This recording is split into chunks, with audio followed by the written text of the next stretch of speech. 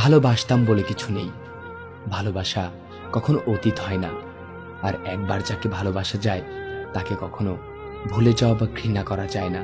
তাই হয়তো আজও তোমার জায়গাটা অন্য কাউকে দিতে পারিনি।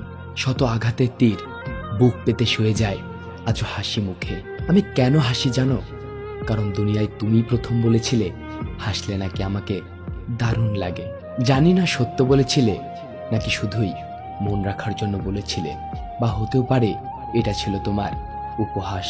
কিন্তু তোমার সামান্য মজা নেওয়াটাও আমার কাছে ছিল সমান গুরুত্বপূর্ণ, কারণ আমার জীবনে সর্বাধিক গুরুত্বপূর্ণ ছিলে তুমি, আর আমি ছিলাম তোমার কাছে হয়তো নিতান্তই হাস্যকর মুহূর্তের সঙ্গী।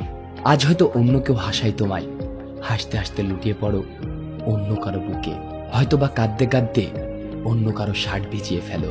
আর এই একটা ব্যাপারই যতবার তোমার চোখের অশ্রু ঝরবে ততবার তোমাকে আমার কথা মনে করাবে। হয়তো এতটা ঘৃণা করো আমায় যতটা ভালোবাসি আমি।